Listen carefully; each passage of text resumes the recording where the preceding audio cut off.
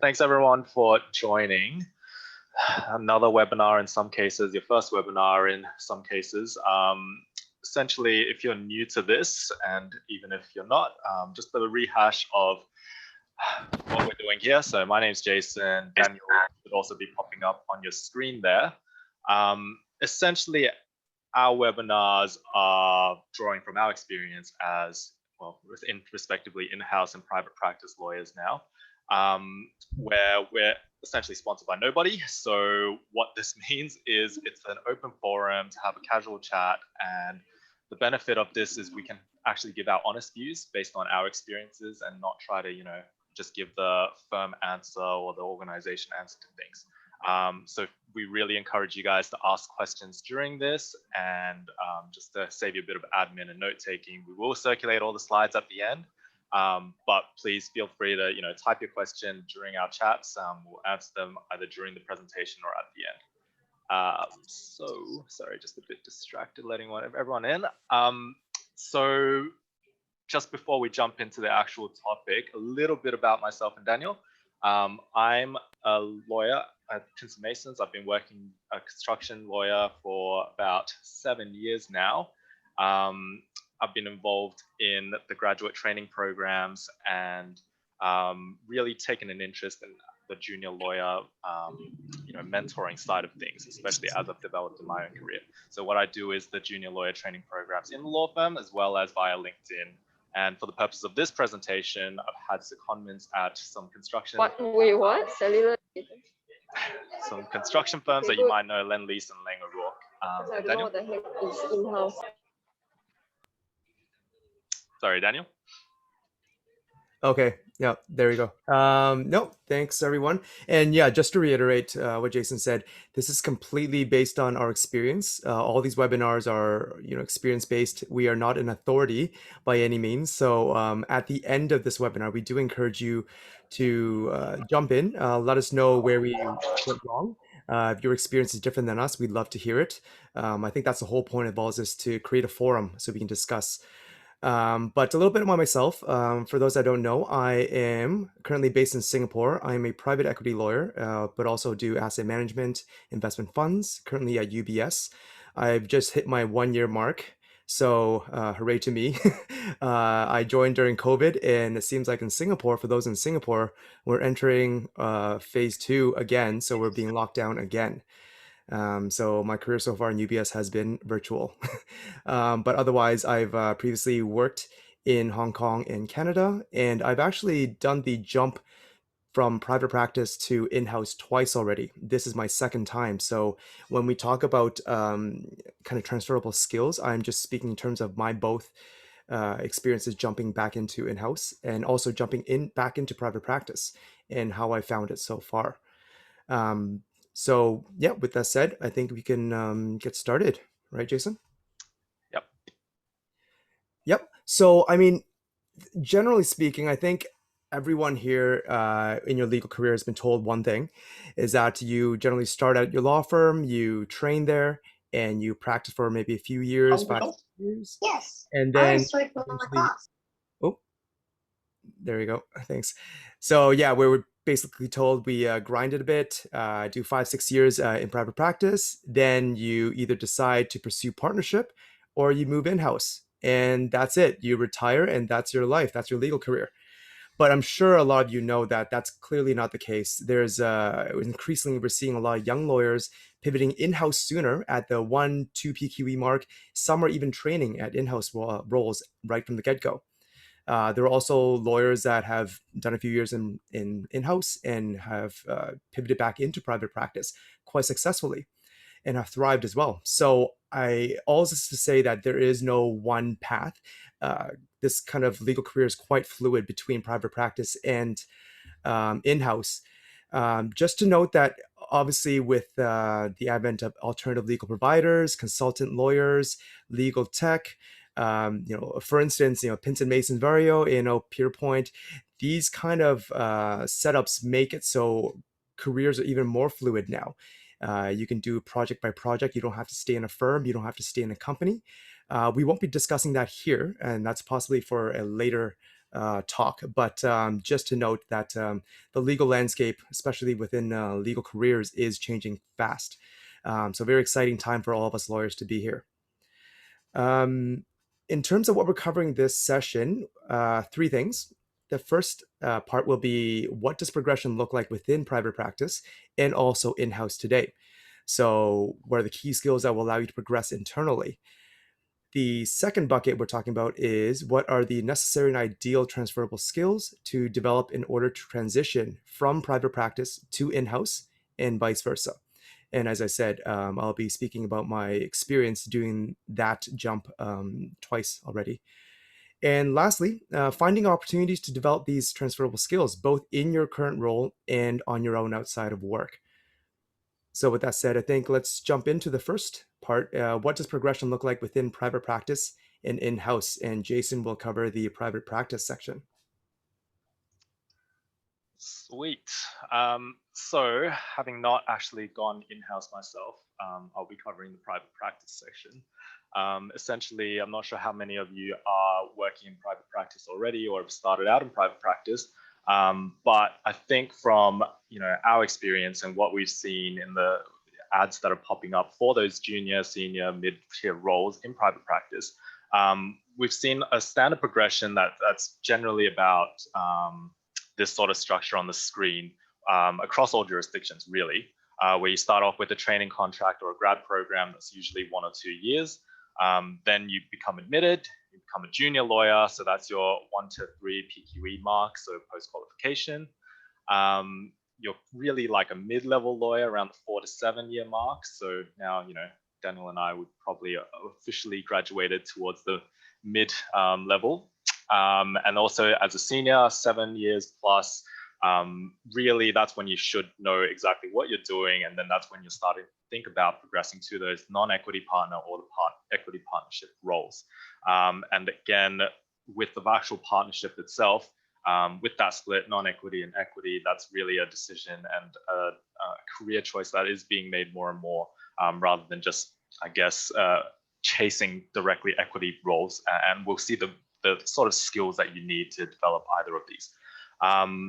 On the other hand, there's other pathways in private practice now, more and more. Not everyone is trying to be an equity partner. More people are realizing that sometimes that's just not the lifestyle that's suited to them.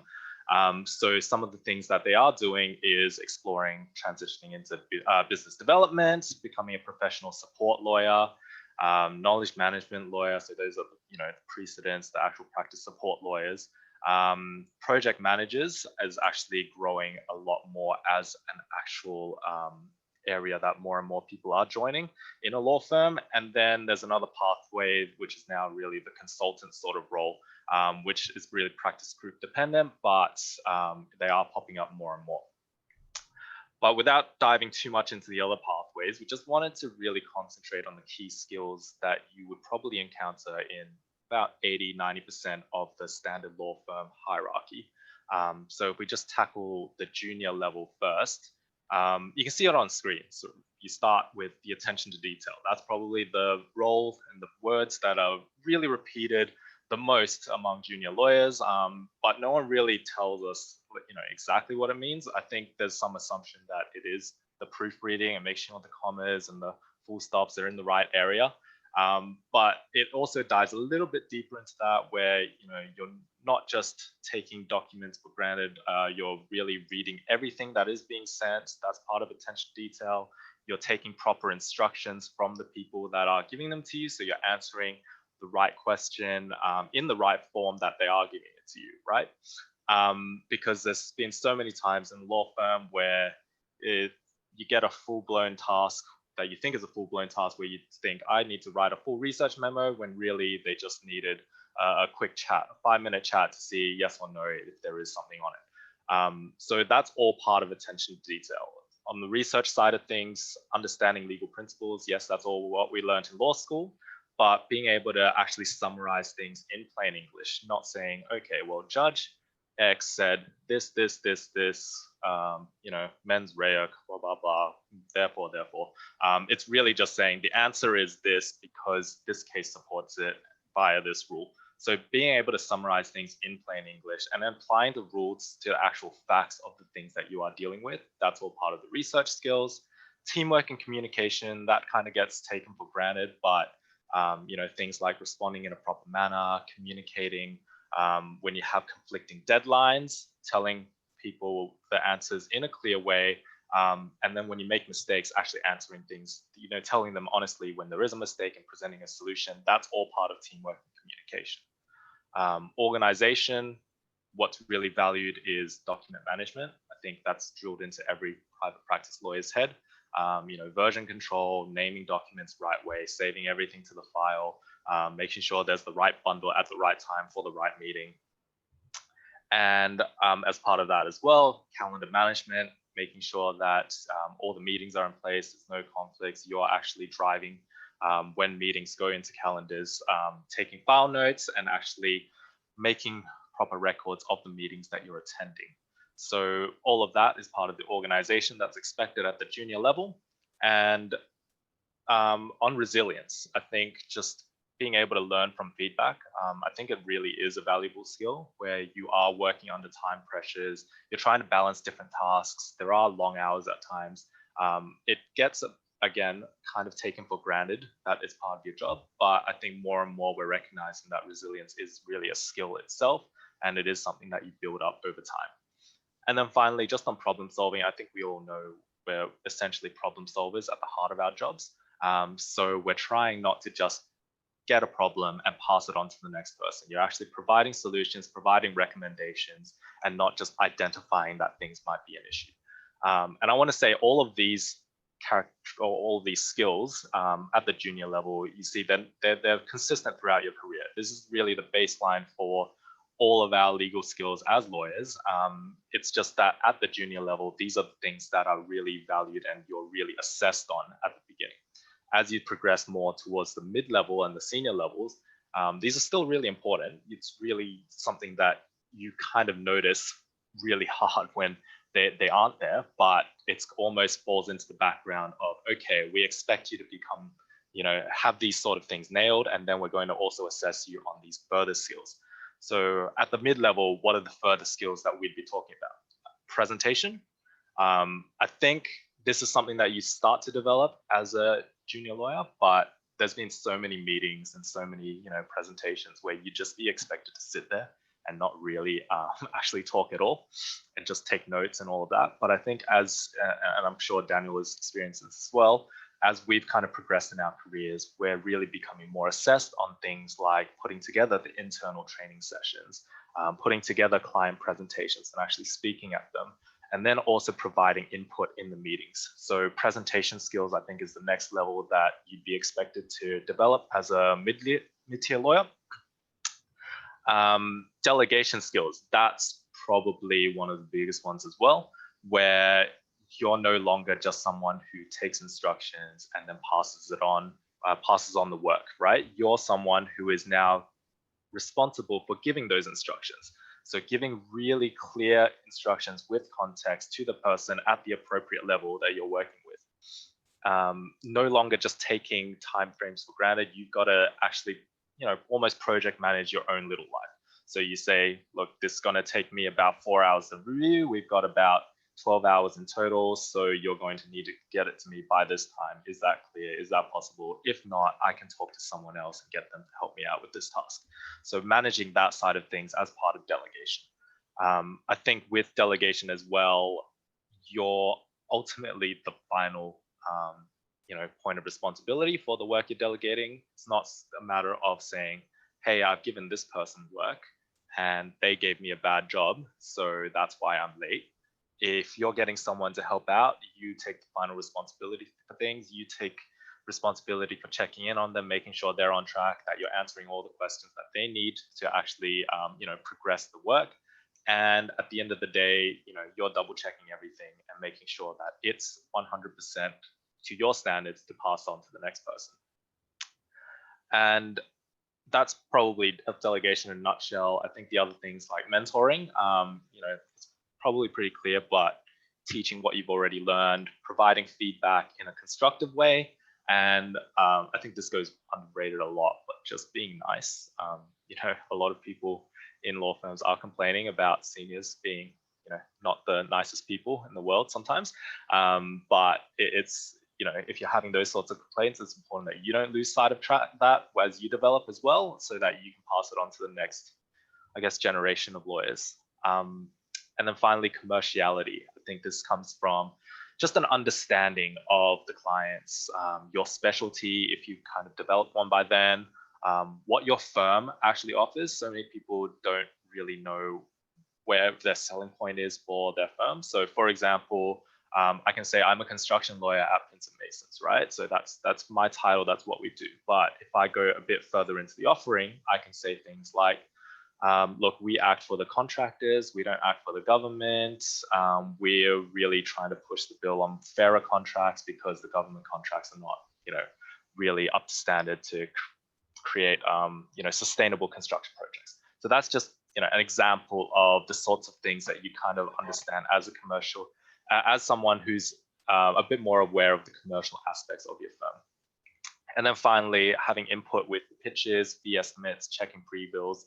Those are all sorts of things that you'd be involved in as a mid-level lawyer, and which I'm kind of diving into now as well. And then at the senior level, again, taking all of these things we've learned junior and mid and applying it later. And what we're really assessed on at that level is business development in a private practice setting, right? You're using your personal and professional setting, relationships to actually bring in new business, bring in clients, and be the go-to person in the existing client relationships that you have, as well as obtaining and responding to client feedback. So and also recruitment. So that's when you're also building your own team now, right? You're no longer just delegating with an existing team. You're also responsible for actually bringing in people at the appropriate levels to help you out with your work, to have a functioning team, and really trying to retain them as well. So what that means is, again, the whole be nice, try to be, clear upfront, give clear instructions, but also help them in their own career development. And then finally, financials. So it's no longer enough to just read narratives in a pre-bill and say, okay, that's enough. That looks right. There's no typos, blah, blah, blah. This all seems fine. You're really responsible for negotiating and also managing the fee arrangements. If you're going over budget, you need to flag that. You need to talk to the client. You need to make sure there's internal profitability, recovery rate, timely billing. So all the really fun stuff that makes a lot of people, there's a lot of people who actually look at that now and say, look, equity partnership, yes, you make a lot of money, but that's just not for me because of this extra financial pressure and understanding and all this extra admin that comes with it as well. So that's kind of what progression in a private practice setting looks like. I'm sure this kind of rehashes what you understand as well if you're already in the setting. But just to make sure, we weren't actually just pulling this from our experience, which might be really narrow. We did actually take a look at, some of the ads that are going out for these levels right now.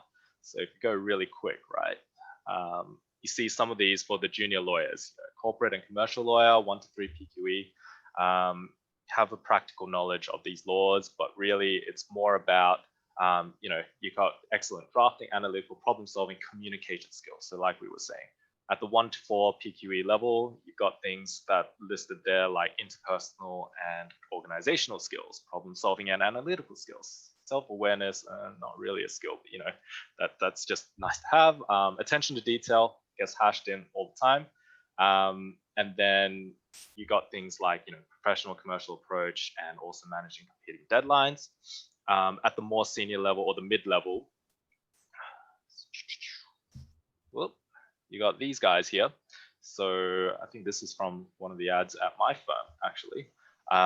But we got, again, reference to organization, managing multiple priorities, time frames.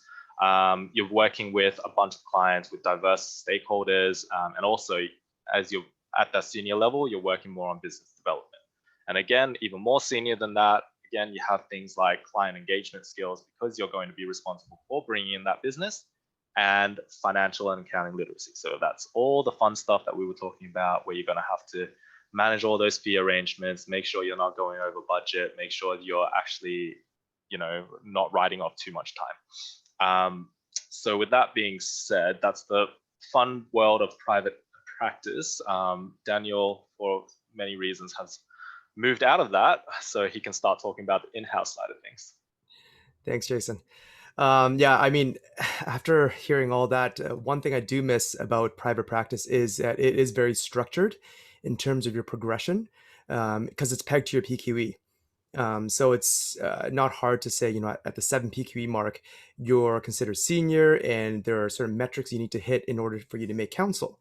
In-house is a bit different. In-house, it's a bit of a crapshoot in terms of, depending on how big your company is, the progression may be different. If it's a small company, you may be able to join even as a GC, as a 5 PQE. So it really does vary. But just briefly on my, I guess, in-house experiences, I actually pivoted in-house when I left Canada and I went to Hong Kong. I joined a PE firm when I was a 1 PQE. So I mean that's fairly on the junior scale. And to be honest, as a 1 PQE, I felt like a 0 PQE anyways. I knew nothing, didn't know how to draft board resolutions and whatnot. So um, yeah, that was a bit challenging. The second time I kind of pivoted in-house is now at UBS, and I pivoted over when I was like a 4/5 PQE. At this point, the transition was a bit different because I have developed more core legal skills. I have a lot more confidence in my ability to give advice. So there's, depending on what stage you jump, there's going to be different challenges. And you also have different strengths at each stage as well. At my junior stage, I think one of my strengths was I was very keen, and someone say naive. So I was willing to learn and, engage. Not to say that I'm not now, but I'm a bit more realistic with my engagement so far and my keenness. But yeah, those are my experiences going in-house. And I'm sure for some of you guys that are in private in-house now, you probably joined around like the 2-3 year mark anyways, because nowadays I speak to a lot of lawyers. 1 to 3 years, they're jumping into in-house right away, especially in Singapore. Traditionally, I think back in the day, people would advise you 4 to 6 years to jump, but more and more junior nowadays. And in terms of titles, as I said, it really depends on the scope of your company, the industry the company is in, and how big it is. But generally speaking, as a 1 to 5 PQE, you're considered a general legal counsel. 6 PQE plus, you're a senior legal counsel. And for general counsels, generally around the 10 to 15 PQE mark. But once again, I've seen 5 PQE lawyers that are general counsels for up and coming kind of industries like crypto, fintech. So those are areas where you can actually grow a lot, but tons of liability because you are the only legal counsel there. If you join financial institutions or kind of bigger companies, you're going to see these ridiculous titles, and that kind of is the equivalent of our PQE scale. So, I mean, at UBS, I think there's at least 8 or 9 scales, from executive employee to authorized officer, all the way down to group executive member and chief executive officer. And I think Jason and I were trying to discuss what these titles mean. It mainly is pretty gibberish. Some say senior VP and whatnot. A VP doesn't really mean much, but it just means in terms of salary band, what you're getting. In terms of also different hats that you may be wearing in your company, you're not just a straight legal counsel. I think most of you in-house have realized most of the time we're going to take on additional roles like a data privacy officer, a general complaints ombudsman, a regulatory reporting contact, possibly doing some compliance work as well, and also matter expert process champion. For me at my firm right now, or at UBS, I've been assigned the process champion for iManage, which I think some of you may know. It is a data repository system where you can kind of save documents and kind of work with other lawyers. But I've become the iManage champion because I've had some experience in private practice to use it. And that is my, I guess, value add in my role right now. Other pathways in-house, obviously, a lot of the reasons why lawyers pivot into a in-house role is perhaps eventually they want to leave legal practice and get into a different function. So for instance, for myself, I'm in asset management right now. Perhaps later on I pivot into funds products or fund management. That could be an option. Um, may also be pivoting into compliance. There's a lot of lawyers that pivot into compliance because they have that background already, but also because they have the legal training that they can understand regulatory risk. They can also take a look at legislation and understand and kind of convey that properly to executive members. So that's a very common one as well. More new right now is legal tech and innovation. So you see a lot of lawyers are getting into this area, but obviously for bigger companies like banks or insurance companies and whatnot that have the capacity to hire legal tech and innovation lawyers or professionals. And another final pivot point is leaving law altogether and going into another profession, such as management consulting or launching your own fund, starting your own company. I think in Asia, I've realized that a lot of lawyers eventually pivot out and start their own fund for some reason. I guess maybe they built enough connections over the years with clients to build this rapport and to be able to build this kind of Rolodex for themselves. So these are all other pathways that in-house provides. Um, and in terms of key skills needed at each stage of your in-house career, within the junior to mid-level, I think we should emphasize that the core legal skills that you learn in private practice are your bread and butter. When you come in as a junior to mid-level, you're expected to have these skills intact. It's going to be rather hard for your in-house role to actually teach you contract drafting, to teach you negotiations, to teach you this kind of advisory work, only because the work is so fast-paced that you'll be thrown in the deep end, and it'll be challenging if you don't have these core skills. Having said that, it's not impossible. As I said, I pivoted when I was a 1 PQE. So what this means is that you have to do a lot more homework yourself and to seek out opportunities to draft contracts or to draft board resolutions. Not impossible, but it is difficult.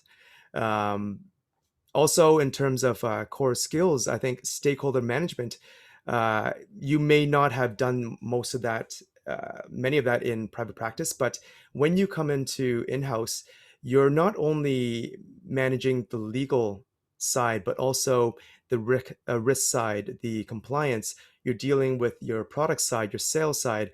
Uh, all of these other divisions in your company have competing interests. And not only do you have to understand your perspective, you have to protect the legal risk of the firm, but also understand what the sales guys are after so you can help them and not be a roadblock to their objectives. An important thing here actually is stakeholder with external counsel. Managing external counsel is a skill that you'll have to learn eventually in-house. What that means is giving clear instructions. So whereas in private practice, you're giving instructions to your juniors, here you're giving instructions to your external counsel who may not be your junior, may be a partner. So you have to watch your tone. You have to make sure that your instructions are clear, because if the instructions are not clear and somehow external counsel goes over budget, that is on you. So that takes a bit of practice as well. And in terms of commercial awareness, I think this is one of the terms that even those applying for training contracts have to deal with. What is commercial awareness? It's, I think generally speaking, it's understanding business concepts generally, but understanding where competing interests lie and kind of noting these gaps and kind of plugging them where you can from your legal background. And I think another skill here is budgeting. At a very junior level, you are expected to budget. Where, say, the sales team says that we have a budget of $2,000 to $3,000 for you to engage external counsel, make that work. And if external counsel comes back with a $4,000 to $5,000 fee quote, you're going to have to bridge that gap and kind of either explain to external counsel, this is our budget, deal with it, or go back to sales and say that the budget you gave me is actually unreasonable and it's not market. Many times actually it feels like and honestly I did that today, I feel like I'm negotiating in a wet market sometimes. I'm trying to argue in terms of my business team, but I also understand from the private practice side that the fees that they're proposing are unreasonable. So it puts you in a really difficult position, but it is I think it's a fun exercise to do when you're a junior lawyer. when you're a senior lawyer, oh, sorry, Sorry, go ahead. Daniel, I'll just piggyback on what you're saying. So about commercial awareness and understanding of the organization, especially when I did my secondment, it's really really different between private practice and in-house, what those terms really mean. I think a lot of the junior lawyers I've seen as well, what they've been taught about commercial awareness is like, go and read, industry news or see what's happening in your industry generally, right? But really, when I went, in-house for that time, what I'm finding is you actually have to listen to your commercial teams a lot about what is practical and what is not. So things like, one clear example I had was just negotiating payment terms, right? I said, okay, 30 business days looks pretty reasonable to me. Let's put that in the contract. Then talk to the commercial team. And they said, look, that's actually just not possible because, we're not paid until 40 business days after this point. So we're actually out of pocket during this time. And also our account systems are not set up to actually pay them within this time in that state. So just having those sort of clear examples of, okay, what is actually possible commercially and what's not was one of the biggest differences for me when I went in-house for that bit. Yep, exactly. And actually, just to follow up on that, understanding what's market practice is important. I think at the private practice level, when you're senior enough or a partner, that becomes your bread and butter, understanding what's market and what's not. Whereas when you're in-house, you're expected to know that at the junior to mid-level because you're so deep into the industry you're in, you should understand what is market and what everyone is accepting or not accepting. So jumping to senior, actually, the skills that we just discussed for junior and mid, you'll be expected to kind of build on that and refine those skills, but you'll be expected also more and more to develop your project and team management skills. A lot of the times when you're in-house, you'll be put on these sprints. They take this kind of term from management consultants. So you're on a 6-week sprint and you need to launch this product and whatnot, and you're working on a greater team. Sometimes your role there is not even legal. It's just to manage expectations between different groups, different parties, and actually sending out the right calendar invites and whatnot, which is you learn as a junior anyways in private practice. So it comes really useful as a senior here. When you're senior, you're likely going to have a few direct reports. So legal team gap analysis, understanding where your team is strong and where the team lacks in terms of expertise or in terms of capacity. You'll be expected to spot that preemptively, because if it comes up that you're been put on a project and you don't have the necessarily the team members there to do it or the expertise, you're going to have to go to external counsel, and that will increase your legal costs. So you'll have to justify why you went external versus sourcing it internally. Another thing is to manage reputational risk. I think even at the junior mid-level, you were expected to do that, but at the senior level, you're once again expected to preemptively manage reputational risk. Maybe what kind of projects you're on. For now, say for private equity, ESG is a very popular subject right now. So I know my managers right now are all over ESG, understanding how it impacts our funds and also how they're going to build internal systems to anticipate regulation that hasn't come out yet. So that's all kind of part of what senior in-house counsel would add value. In terms of, I guess, next section is transferable skills you need to develop in order to transition from private practice to in-house. As Jason was saying before, the junior years, your core legal skills of legal drafting, contract review, those kind of things are your bread and butter.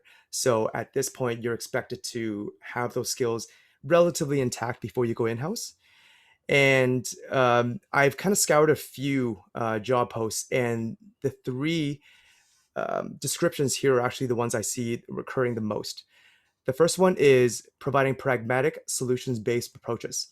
So what this means is that you're not just providing legal advice, you're actually providing the legal advice, but also providing your commercial awareness, commercial approach.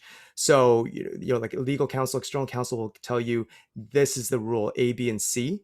It's not for you to regurgitate that advice and to send it back to business, say, okay, with the advice is A, B, and C. Because honestly, you could have done that yourself with a Google search or read legislation yourself. Your role here is to say, well, yes, A, B, and C makes sense, but in terms of our timeline, we probably can only fulfill A and B and not C. And there's that kind of inherent risk there. Are we comfortable taking that risk? In my experience also, business will always defer to legal to determine whether this is an acceptable risk or not. Even though it's not a legal thing, it's a commercial risk. They will defer to legal because they see legal as more of a kind of reasonable party within the whole process, understanding both external counsel view, but also the kind of business side. I think that's also one of the common complaints that in-house counsel has of external counsel is that they're not commercial enough. But obviously, coming from private practice, I understand why you want to cover yourself and provide the most conservative advice. But going forward, I think a lot of the best external counsel that we've dealt with have been providing more commercial advice, despite the legal realities. A second skill or experience to have when you're pivoting in-house is having good problem-solving skills and risk analysis. So what this means is basically the ability to identify and consider critical key issues, to assess and articulate risk, so business can make informed commercial decisions. And so it kind of leads back to giving pragmatic solutions, identifying legal risks, but also understanding the business side and what they're trying to achieve and finding a middle ground, and not being a handbrake on transactions and actually providing solutions and alternatives. This one for me was kind of difficult in my early years because I wasn't confident enough to provide my own advice and to provide my own rationale. So I often leaned on external counsel to provide this. But I think more and more as you do this, you realize that your voice in-house really does matter, and your experience in private practice does really matter, and it reflects in your advice.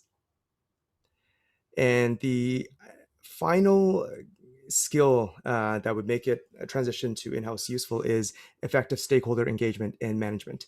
So if you can emphasize on your experience on working with cross-functional teams and influencing these stakeholders, that'd be really key. Jason doing a secondment, I think for him understanding that, within a company, there's tons of other teams out there that have conflicting views, but also, different priorities. So understanding that would be really helpful. Yeah, I think those are three of the main ones we see. And in terms of skills for pivoting back into private practice, I think this is not actually very common, but it's becoming more so now. Once again, when you go in-house, your core legal skills that you developed in private practice are your bread and butter. But when you pivot back into private practice, you're expected to have refined these skills. So drafting board resolutions, taking minutes, these kind of skills they've expected to develop. Especially in-house, you're more of a corporate secretarial function sometimes. So these are kind of good things to refine. But three other skills that you actually gain in-house that adds value when you go private practice is having big picture thinking. You have not only kind of dealt with minute areas of your transaction, but you've understand how these deals have gone as a whole, understand the operations and the back channel work needed to achieve it. So actually having this knowledge is very useful when you deal with clients in private practice, because you can also understand their difficulties and their tribulations kind of thing. Industry exposure. So if you're, say, in TMT space right now in-house and you're pivoting into a TMT practice group, having that in-depth knowledge is actually very useful in terms of BD, allowing you to develop your client base, but also to add knowledge management kind of expertise to your team to build out those that kind of expertise. I think Jason already at a mid-level is contributing to a lot of firm insights and whatnot. So that's kind of what is expected when you pivot back into private practice as well from in-house. And the last thing is you're going to have to shift your thinking from dealing with multiple stakeholders in your company to dealing with multiple clients from different companies and industries. Whereas in-house, you had the luxury of understanding and building connections with individuals in different teams. When you pivot back into private practice, you're dealing with multiple clients, and they may be different contact points at any time. So understanding how to deal with that is quite important. Yeah, and I'd say it's not so much, I guess, directly transferable, but in-house you'd be learning really the depth, right, of how much you understand the client. So I knew someone who was in-house and they had a 10-page contract manual and they knew it inside out. They knew exactly what words to replace in a contract. They knew what the flags were, where they would, have an issue. They knew everything about their particular organization. And then having come back into private practice, they had that depth, but not necessarily the breadth again. But again, it's since you're so deep and since you actually had that experience of knowing the real ins and outs for that particular client, being able to take that same approach to multiple clients really makes you an outstanding private practice lawyer. And I think that's not really the same that you can say from private practice moving in-house, because you never experience what it's like to know every single minute detail of a transaction, every single thing that the commercial team has previously had issues with, what did work, what didn't work. So being able to actually go that deep and applying it to multiple clients is really a unique transferable skill, I think, for in-house moving into private practice. Yep. And I think just to follow on these kind of skills, aside from those core skills that we spoke about, there are kind of bonus skills and experiences that apply both when you pivot in-house and also when you pivot back into private practice. And that's, once again, direct industry experience. Quite valuable, especially in niche areas like TMT, crypto, regulatory, construction law, like Jason's doing. Those are areas having direct experience is quite valuable. Language skills, depending on your firm's practice or your company's footprint. So, for instance, when I was working in Hong Kong, speaking Cantonese is not a need to have, but it's a nice to have because your colleagues are probably from Hong Kong and speak Cantonese. But the working languages are both in English and Mandarin. So, if you're somehow trilingual, you become this, ideal candidate that has, they'll likely choose you over someone else that has maybe two languages or one language, right? And also some roles benefit from having additional qualifications. So say for privacy roles, having a qualification like the CIPP. If you're a notary in your jurisdiction and you're able to provide that kind of notary service for your firm or your company, very valuable, because notary services are not cheap. I think in Singapore it costs $600 to notarize a document, so not cheap at all. Foreign qualifications, so England and Wales bar, New York bar. If you're doing offshore work, some sort of offshore qualification, those are nice to haves and very helpful, especially if you're doing that kind of work. And lastly, having business development exposure, especially when you pivot back into private practice. Um, I guess like when law firms take you back in, the hope is that you've brought some connections back and you're able to take some of that work back with you to that private practice. So that's another thing to look out for. Yeah, and I think it's a pretty common path to actually go to a law firm that you've engaged in your in-house capacity. So, we've had a few people come from one of our clients into they're lawyers now in our firm, and really we immediately took them into the client focus groups, asked them, look, what are the things that you heard they were complaining about? Where do you think we could add value? Who are the people that are looking for additional help? Not really hopefully in a vulturish sort of way, but it's kind of like, the curiosity. Someone is literally sitting with your client and hearing what they are complaining about. So that sort of experience is highly valued when you actually transition back from private practice from in-house into a private practice role. Yep. And that's also to reemphasize the fact that when you are in-house, don't just spend your time within the legal team. Span out and talk to other team members, build those connections, because they will prove valuable one day. Even if you don't go back into private practice and you go into a different company, having these connections within the same industry is very valuable. Right. I think we're done with that section. We'll just go on to the next one, talking about how to find opportunities to develop these transferable skills, both in your current role and outside on your own. So I think from the private practice perspective, Jason, do you have any recommendations? Yeah, I think the obvious one is actually, going on a secondment.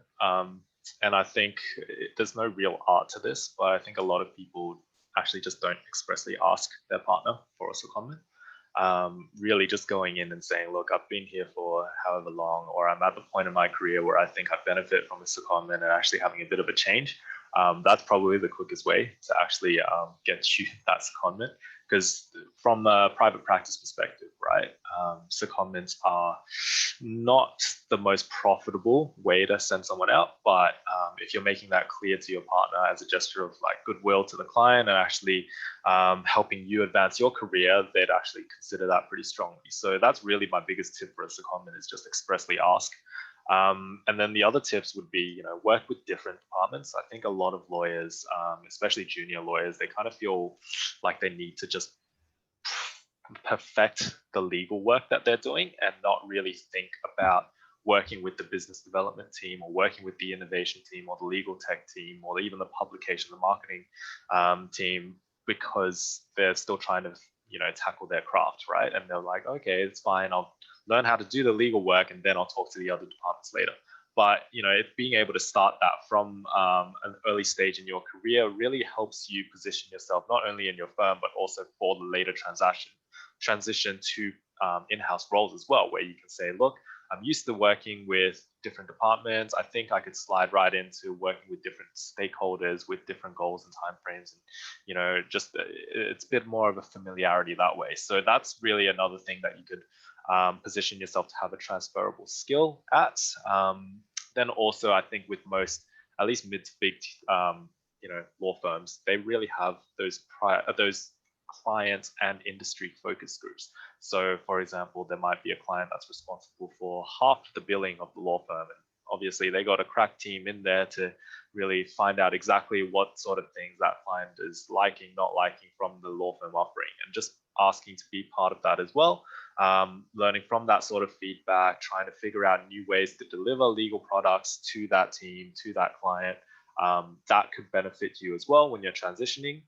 And then finally, I think it is probably the most common way, but a lot of people don't really spell it out as much, at least in the advice that I'm hearing, is just, do great work for your client. I think that's, obviously something that people spell out, but just staying in contact with them as well, because there's been many times where you don't have to start with the CEO or the director or whoever, right? But even as a junior level, just working with the project manager in my case, or the engineer or whoever, at the same level as you, junior in that organization, just trying to help them out as much as possible, staying in contact with them if you actually enjoy spending time with each other. And then that's when you kind of get those opportunities popping up as well, but also that the industry side a lot more. You know how to talk to the clients, so when we become stakeholders, it's easier to relate to them. You know their struggles, what they like, what they don't like. Just doing that, and over time, you'll get those connections as well, and obviously get those opportunities and those transferable skills for when you transition into in-house. Great. And I think in terms of in-house opportunities, one thing is to schedule informational interviews and catch-ups with your other team members, not just in legal, but within sales and in risk and compliance and whatnot. Not only is it good to build rapport, but you can learn a lot about your company and how it operates and assist in non-legal ways. Because once you're in-house, I think you start to realize that your value add is not just your legal skills, but how good of a team member you are in terms of the broader scope of helping the company advance. Also, volunteer or pitch new projects that will increase your profile. A lot of times, you'll be actually encouraged to build your profile inside the firm or inside the company, whether that's a legal project or a kind of non-legal project. Like I said, I'm part of the I Manage process project, so that could add value as well to your team, and also give you some sort of expertise that you can call upon. Also, offer to help out other legal teams in your company. So if your team is big enough, so say for instance myself in UBS, we have multiple teams in the investment banking, global wealth management, and asset management team. Help out if you can, and obviously like where your expertise lies and where you're interested. They like to call this resource fluidity. So this actually helps you because in-house, your value is not specifically specializing, but also having a broad scope. So if you want to dabble into more investment banking and you have the capacity to learn, reach out, let them know. And they'll more than happy to actually give you some work, because that just means that they don't have to hire someone and they can use someone internally and can develop your expertise that you can help out both ends. And lastly, I think self-learning on topics that impact your industry, impact your company, via Coursera, or even a lot of law firms do free webinars and conferences. So attend these. For instance, for myself within asset management, once again, ESG is a very popular topic, and very new topic. So I've been trying to attend as many law firm seminars as I can. Also, digital assets is becoming a big topic. So I'm going on YouTube, learning what a Bitcoin is, what Ether is, as much as possible. So when time comes that the firm is actually rolling this out, I at least have some background and can explain to my team members that yes, I've read up on this, and I can help out in that kind of knowledge management way. Cool. And just before we dive into the Q&A, just as a quick mugshot for us. So I'm Jason, that's Daniel. For me, you can connect to either of us really on LinkedIn. There's our links there. He's got Dan Low. I had to go with Jason Feng 1. But really, if you want how-to guides for junior lawyers or graduate training, feel free to reach out to me. Daniel is running Legal Grounds and career coaching. Do you want to just have a little spiel about Legal Grounds, Daniel? Yeah. For those that are currently in Singapore or want to pivot their career into Singapore, a few of us have created this platform called Legal Grounds, which is a private LinkedIn.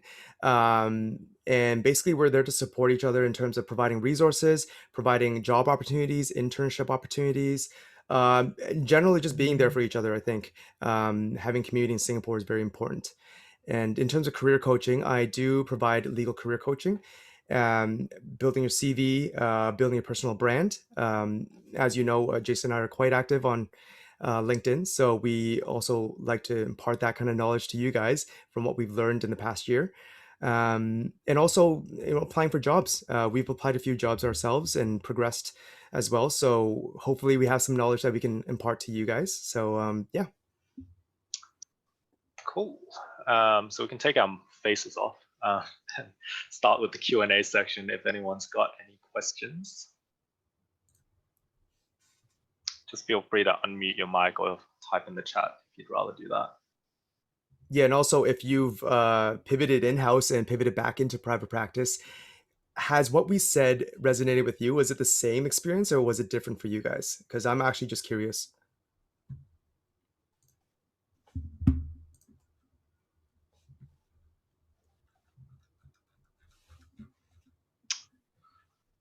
Otherwise, we'll have to wrap it up.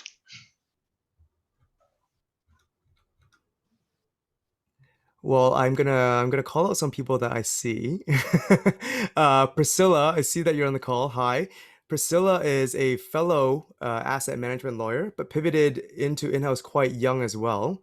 Priscilla, do you want to maybe just talk about your experience so far? Has it been the same as I described? Hi, Daniel. Sorry, I'm not turning on the camera because I'm not. No, it's completely fine. Yeah, I totally resonate with what you described just now, like making the transition from private practice to in-house. It's a lot more about stakeholder management, a lot more about big picture, and really working with the business to help facilitate the things that they want to do. The key thing to being successful in-house is really learning how to not become a roadblock to the business team. I know sometimes as lawyers, like you mentioned, we learned a lot about how to cover our ass, how to really make sure that we cover every point in the law. But then I realized in-house that sometimes the business, they just want to know what's the best way to proceed, and they want to hear our views. So if you don't tell them okay, these are the pros and cons, and then you don't offer any value add, then it doesn't really help the business. And also one thing I've been struggling with recently is that I realize sometimes counsels, they tend to give very, very long and very lengthy advice. I think sometimes it could just be like adjusting style, or like counsels, sometimes there's a tendency to show that, hey, we have done a lot of work on this matter, right? But actually in-house, it won't fly. Like a lot of us actually, we hate lengthy emails. I agree. Yeah. So I think one key skill to learn if you transition in-house is really to learn how to summarize. And also, I think this is something that I hope will be useful for private practice lawyers as well, to learn how to write less lengthy emails. Yeah. Awesome. Because it doesn't really help the client as much. Yeah, I agree. I think, yeah, Priscilla, exactly that. Like some of the emails I get from external counsel are super lengthy. They use defined terms, which is great, but I'm pretty sure they spent 10 hours on it where I wanted just one quick, advice. I didn't need the whole write-up because I really don't care, right? Yeah. Are there any private practice lawyers out there that have a comment about why you write lengthy emails? Well, you write lengthy emails when you're in private practice too, Daniel. Come on. Yeah, but I mean, like, I think there's a shift towards being more concise, anyways, right? Being more commercially aware. So has that been the case with? I mean, like, Jason, has that been the case for you? Yeah, definitely. I mean, and it depends on where you kind of learn from, right? So I've learned from both sides of it. A really old school partner who liked or loved lengthy emails because I think he grew up with a typewriter. And then on the other side, where now more modern younger lawyers or the partners are saying, give something that will be read in like 5 dot points, because when you're sending something to the director of a company, they just don't have time to digest everything else. So if you have a long report or a long advice, at least put in the 5 or 6 dot points at the beginning so that they can skim it, and then if they need to refer to the rest, they can. I think that's probably the shift in legal practice now. And sorry, just before we get too off track as well, I've got a question from Gabriel to me privately. So I have to read this out for you, Daniel, because it's right in your wheelhouse. What kind of personal branding do you think is helpful for a 2-year PQE lawyer? So I think this kind of applies both either private practice or in-house, right? I think Jason and I have reiterated time and time again that personal branding doesn't matter what PQE level you are. You should be doing it even at the law student level. So I think basic thing is LinkedIn, right? It's becoming more and more a networking tool versus before LinkedIn was maybe a virtual representation of your CV. More and more people are using it as informational interviews, also to develop their network, also to break into networks that you want to get into. So say, for instance, I'm a private equity lawyer wanting to pivot into the Singapore market. I would connect with all the private equity lawyers or private equity professionals in Singapore, and then maybe engaging them on the side, setting up calls and meeting up. So it is a very powerful tool. I think that's the basic personal branding strategy I would recommend, is making use of LinkedIn at this point. I know there are a lot of lawyers right now on new platforms like TikTok. I'm not sure if you guys know Alex Su. He's quite active there, really funny TikToks, but that he's pretty advanced in his personal branding. And also, I guess, Clubhouse. Some people are opening these Clubhouse rooms and whatnot. But this is all to say that you don't have to create content. You could just be on it and participate, and that's good enough. And that's also still working on your personal branding because you're out there. People know that you're coming out. Jason, what do you think? Yeah, and I think in the context of transitioning between private practice or in-house, depending on where you are, I think it's just don't dive too into like personal branding as like advertising yourself, right? I think it really goes back to just developing those relationships with the people you are working with, because people move in law firms, people move from in-house, they go to other organizations, they go to other law firms, other in-house roles. So if you're doing great work for people, if you're enthusiastic and you're easy to work with and you're communicating with them, that's the best sort of personal branding, because in a year's time or 2 years' time, when they move and they see a role open, they'll reach out to you and say, hey, by the way, do you want to just fill in this position? So I think earlier on, in the context of transferring in and out of private practice and in-house, you'd probably just want to really do great work with those people every single day and stay in contact with them, because that's going to be helping you in your career the most, especially you've seen all those cases. The partner leaves to a different law firm, they bring the team with them. The client goes into an in-house role, goes into a private practice role, they say, oh, that law clerk or that junior lawyer I was working with in my in-house role, they'd be a great fit in this team as well. I'd love to advertise this role to them. So that's probably my 2 cents on that. Oh, thanks, sorry, guys. we should probably also plug for. So, sorry, cut over whoever's talking. We do also have a personal branding webinar that we ran late last year. So if you reach out to either of us on LinkedIn, we'll share that with you too. I got another message from George. So what roles do you see lawyers moving into when they leave private practice, but do not opt for an in-house role? Can I just copy and paste this so everyone can see it? Yep, I can actually opine on this one. More and more, actually. So more and more, I'm seeing private practice lawyers pivoting into management consulting. I'm not sure why, because the skill sets are different. Whereas as a lawyer, you're very good at using Microsoft Word. When you're a consultant, Microsoft Word skills are irrelevant, and you need to be on your PowerPoint or Excel. But I think where it is similar is that you're both a provider of advisory services. You advise clients on the best course of action. And I think in terms of pay, it's relatively you can maintain that pay, if not higher, at management consulting, and you work ridiculous hours still. So I'm not sure if those are the reasons why, but I'm seeing a lot of management consulting pivots. Yeah, and I think Daniel and I were talking about whether we should run another webinar on the broader roles. Again, obviously we can't really draw on our experience for that one, but that's kind of, if you're interested, drop us a note and we'll try to run that one as well. I think just off the top of our heads, legal project management is a massive growing area where you're literally plugged into a client organization or in a law firm to make sure that things are properly scoped out, that you've got the right fees to be profitable, that you've got the right deadlines, you've got the right resources, that you're just kind of running things smoothly in a law firm or even in an in-house environment. And I think the other thing is probably legal tech, and I'm sure I know there are a few people in this call who can speak to that a lot better than us. Again, we have also run a webinar with guests from the legal tech background. So George, if you're interested in that, drop us a note and we can link you to that one as well. But yeah, it's basically, I think those are the main ones off the top of my head. Oh, recruitment. So many people go into recruitment because they just decide they'd rather funnel other lawyers into the law firm or the in-house role and collect a commission on that rather than practicing the actual work itself. So that's probably the other main one that I see a lot of ex-lawyers transitioning to as well.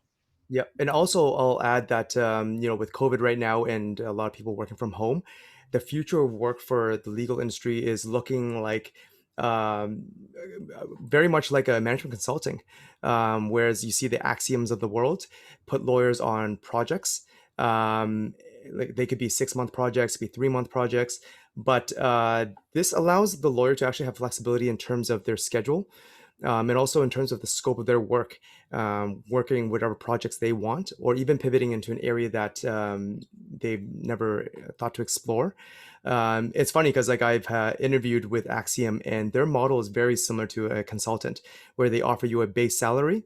And then when you're not on a project, you're currently on a beach, you're on the beach. So you're waiting to be placed on a project, but they provide you with all the salary benefits and like typical things that you would get at a company or a law firm, but they have the flexibility of working the projects they want and also working within the locations that they want to. You could be working remotely in Vietnam or Thailand and be doing Singapore-based projects. So I think that's becoming a very popular pathway as well, and you'll see probably more of it as we kind of exit out of COVID. Yeah, that actually reminds me. I've got a personal hero who's part of our, so my firm, Pinsent Masons, we got a similar program called Vario. Basically, this guy that I know, he runs a spearfishing business during the summer, so like 4 months in the year, where he'll just literally go out diving, take people spearfishing, blah, blah, blah. And then the rest of the time, when it gets colder, he'll do the projects as part of Vario and say, look, I'm ready to be a lawyer again. So, you don't have to run business on the side, but you can, literally spend however long traveling or whatever you want to do, post-COVID. But that's an option, right? The downs, like, it's not all rainbows. The downside is you do get a lot more uncertainty in terms of the projects that you can be staffed on. You might have a period where you're not on work. You might be, really sporadic or getting projects that you hate. But again, that kind of comes to the territory as well. It is just another, like Daniel was reminding me, it's a really viable role for lawyers to transition into, more of just being a freelance lawyer, really.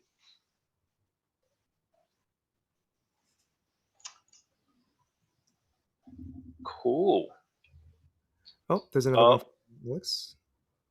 Can you see that, Daniel? Yeah, I can see it. Can you? Yeah, it just says to me privately. Okay, well, you wanna Yeah.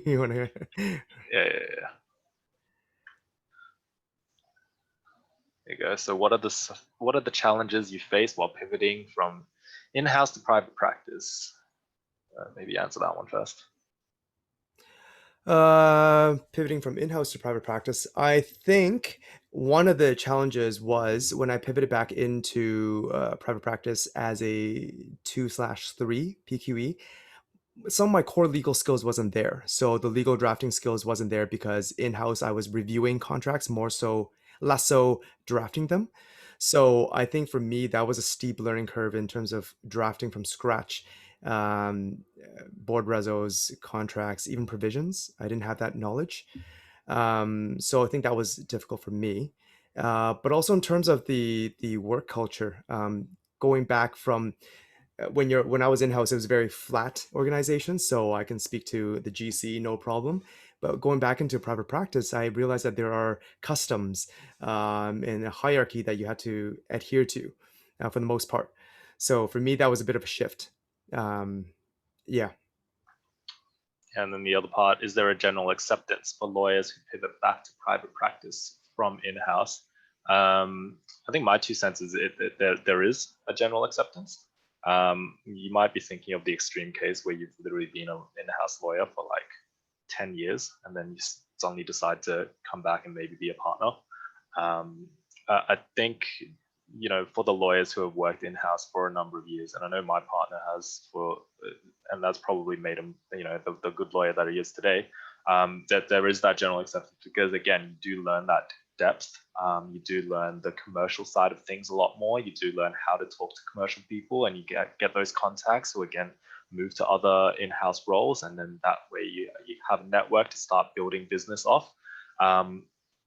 It's just, it's a different skill set, but it is recognized as an improvement on your current skill set. It's not like you're taking a step back or just, delaying your career or anything like that.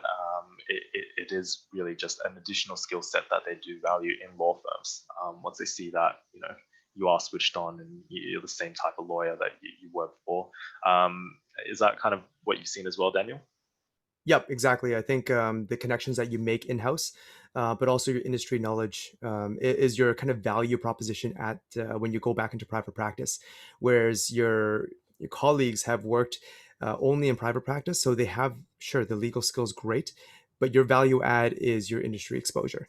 It's your connections, and I think it becomes very apparent when you attend these conferences and seminars, and right away you can call out people that you know in the industry.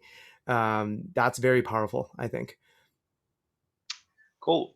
We might have to wrap it up there, but again, feel free to reach out to Daniel or myself on LinkedIn if you like. We will circulate these slides and the recording to your emails after the session. We'll just need a little bit of time to skim it and trim it and everything. But yes, thank you all for attending. Really appreciate you taking the night. So hopefully get to see you in a future webinar sometime soon. All right. Thanks, everyone. Thank you.